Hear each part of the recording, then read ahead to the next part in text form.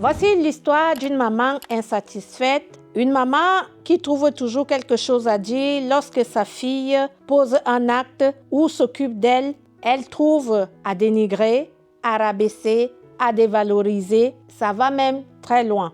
Sa fille décide donc de l'amener en Europe parce qu'elle développe des pathologies depuis le départ de son mari qui est le papa de cette dame. Elle décide donc, ma mère est très jeune, quoi. Elle a moins de 70 ans. Elle peut encore rester en bonne santé. Pourquoi ne pas même trouver quelqu'un dans sa vie? Comme ça, elle se sentira moins seule. Le dossier n'a pas été facile pour l'obtention du visa et tout le tralala qui va avec. Elle arrive à faire voyager sa mère qui arrive en Europe. Elle se bat tant bien que mal parce qu'elle est dans le domaine du médico-social à trouver des rendez-vous cardio, ophtalmo, neuro et dentiste, quoi. Elle commence donc ses rendez-vous avec sa mère. Le premier mois, ça se passe bien. Sa maman avec un visa de 3 mois. Le premier mois, tout se passe merveilleusement bien. Elle se trouve en France avec d'autres de ses frères et sœurs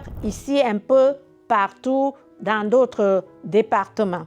Elle se dit, entre 2 rendez-vous, elle va se rendre chez l'autre. Entre l'autre rendez-vous, elle se rendre chez l'autre. Le deuxième mois, la situation commence à être compliquée. Sa maman ressent le besoin qu'elle veut rentrer. Comme toujours, vous savez bien, lorsqu'on amène nos parents ici, c'est pas évident avec le climat, la température et tout ce qui va avec, la nostalgie de rentrer, de manger bio, mais elle fait tout pour essayer au niveau alimentaire à retrouver les mêmes choses. Mais chaque jour, elle récite. Je ne t'ai pas demandé que je voulais venir en Europe. C'est toi qui m'as forcé à venir ici.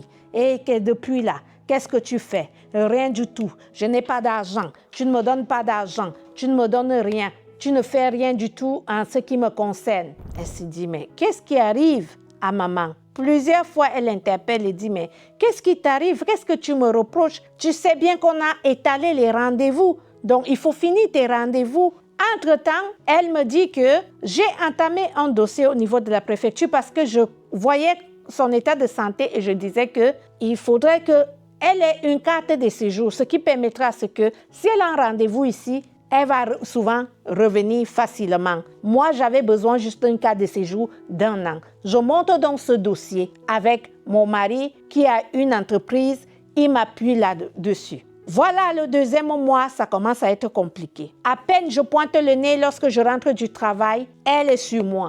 Elle va m'humilier. Elle va aller jusqu'à me dire que je suis écervelée. Je suis celle qui est bête, qui ne connaît rien, n'a jamais été à l'école. Oui, en effet, je n'ai pas fait de longues études, mais cela ne m'a pas empêché de prendre soin de ma famille, de m'occuper d'elle. Je le lui ai rappelé en lui disant que oui, la fille est cervelée, celle qui n'est pas intelligente là, c'est celle-là qui t'a fait venir ici, c'est celle-là qui s'occupe qu'on te soigne, c'est celle-là aussi. C'est pas l'épaisseur de mon intelligence qui paye cela, mais c'est le fruit de mon travail. Voilà. Et celles qui ont été à l'école vont bien s'occuper de toi parmi, mais je pense que nous tous, on n'a pas fait de longues études vu que vous n'avez pas les moyens. C'est là où ça part en vrille. Elle n'a pas aimé que je le lui dise. Je dis oui, en effet. C'est là où elle s'est énervée. Cette nuit-là, j'étais obligée de dormir dans ma voiture. Et quand je vous le dis, c'est le début d'automne. Vous pouvez imaginer le froid. J'ai dormi dans ma voiture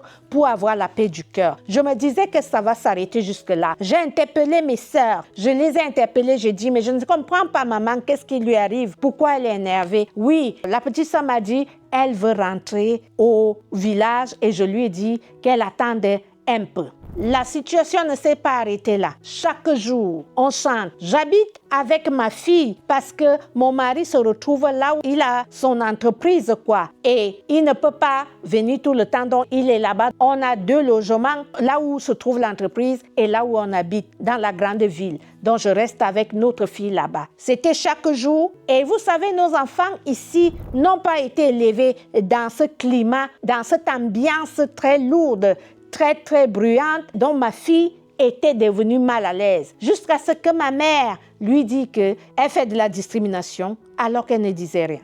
C'était devenu infernal. C'était devenu insupportable. Le week-end, lorsque ça arrivait, elle était pressée de rentrer retrouver son papa là où il se trouve. Et moi, je restais vivre ce cauchemar parce que je ne pouvais pas partir quelque part, mais je devais rester là, travaillant un week-end sur 2. J'étais heureuse. Au point, pour vous dire, j'étais heureuse lorsque j'étais au travail. C'est là où je trouvais ma paix. Parce qu'à la maison, c'était jusqu'à minuit. Parfois, il fallait que je mette le casque sur mes oreilles et fermer ma porte. Et lorsque je fermais ma porte, on va taper à la porte. C'était devenu du harcèlement. Le seul repos, c'était que je devais aller dans la voiture. On me rabaisse en longueur de journée. On crie, on me fait le chantage. Elle prend ses affaires, elle met dehors. Et lorsque les voisins vont le voir, vont m'interpeller, qu'est-ce qui se passe encore? La honte de ma vie, je l'ai ramassée. Au bout du 3e mois, les rendez-vous étaient encore en place. Au bout du compte, elle a fait plus de 5 mois en Europe. Lorsque j'en avais eu marre, elle est partie ensuite faire les tours où se trouvaient nos frères et sœurs, mais c'était toujours mon nom à la une des journaux. Ça en a fait le tour de l'Europe, de toutes les connaissances qu'elle avait ici, m'appelaient et m'interpellaient. Beaucoup l'ont remise un peu à sa place en lui disant que combien de fois les parents ont besoin que leurs enfants aussi les amènent ici. Toi, tu as cette grâce. Mais lorsque tu le disais, tu étais devenu son ennemi. Parce que moi, j'étais l'élément à abattre. J'ai pourri sa vie. J'ai pourri son existence. Tout ce qu'elle a pu, elle n'a rien demandé. Et je tiens à vous rappeler que lorsqu'on partait à l'hôpital, parce que lorsqu'elle voyait qu'elle n'avait pas de rendez-vous, elle trouvait un moyen, est tombée dans les pommes. On arrive aux urgences, on lui dit, madame, vous savez, vous n'avez rien. C'est dans votre tête que vous avez quelque chose. Parce que là où on prend votre tension, là, vous avez la tension à 12. C'est vous-même, vous créez vos propres problèmes. Elle avait tellement honte qu'au retour de là, c'était moi qui me faisait laminer parce qu'elle me rabaissait, elle me dévalorisait. J'ai commencé à déprimer. À ce jour où je vous parle, je suis dans cette dépression. Mais le jour qu'elle a pris l'avion, elle est rentrée. Une semaine après, j'ai reçu de la préfecture le document comme quoi elle devait aller au rendez-vous. On lui accorde une carte de résidente permanente de 10 ans. Vous vous rendez compte, incroyable mais vrai. Je n'y croyais pas du tout, mais elle se retrouvait où? En Afrique déjà. J'ai envoyé les captures d'écran à ses enfants là-bas. Ce n'était pas seulement ce qu'elle avait fait ici, mais ce qu'elle m'a fait là-bas. Même mes frères et sœurs de là-bas, personne ne me parle au moment où je vous parle parce qu'elle dit que j'ai pourri sa vie.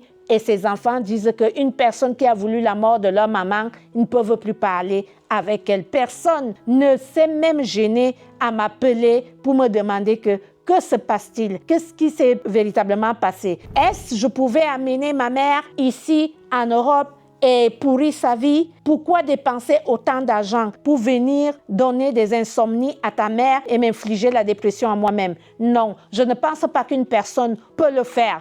Mais j'ai trouvé à ma mère, non seulement, je le dis encore et fort, elle est toxique. Ça va choquer les gens, mais elle est insatisfaite. Éternelle insatisfaite en ce qui me concerne, surtout parce qu'avec ses autres enfants, peut-être que ce n'est pas comme ça que ça se passe, mais moi, je ne sais pas. Je me suis posé la question, est-ce que j'ai été désirée? Est-ce qu'il y avait un problème? J'ai pleuré à chaudes larmes de mon papa, parce que celui-là, chaque matin, il pouvait m'appeler à 4 heures, me bénir, me dire que je suis une brave fille, que je vais monter et que je serai toujours. Ce n'est pas parce que je ne suis pas allée à l'école parce qu'elle n'a pas eu assez de moyens, mais que je vais atteindre. Il sait que j'ai une étoile qui brille. C'était ça les paroles de mon père, de son vivant. Je pleure à chaudes larmes au moment où je vous parle parce que ça me fait tellement mal. D'un parent à un autre, c'est jamais pareil. Qu'est-ce qui se passe avec nos parents? Que se passe-t-il avec la mienne qui est ma mère? Mais à ce jour, j'ai décidé pour ma paix,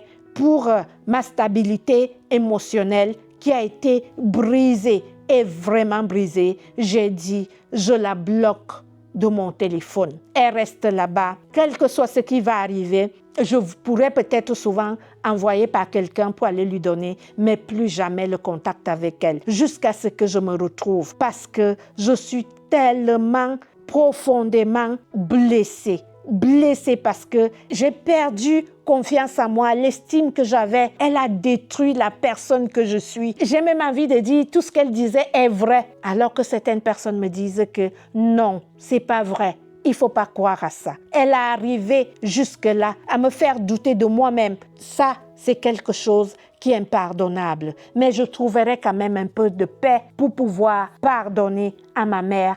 Mais l'insatisfaction est devenue chronique. Elle s'est transformée en aigreur. Est-ce qu'une maman peut être frustrée, complexée de sa fille? Je ne pense pas. Dites-moi, répondez-moi en commentaire. Peut-être ça m'aidera à comprendre. Et si toi aussi tu es dans ce cas de figure, viens nous partager ton expérience. Et si tu veux parler en privé, je serai là. Tu peux me laisser un message et nous prendrons un plaisir d'échanger à ce sujet. Libérez-vous de ces genres d'émotions toxiques et de toutes ces personnes, même si ce sont nos géniteurs. Ça fait mal, c'est dur à entendre, c'est même pas entendable. Certains vont juger que c'est trop quand même, mais lorsqu'on n'a pas vécu une situation, on ne peut pas la comprendre.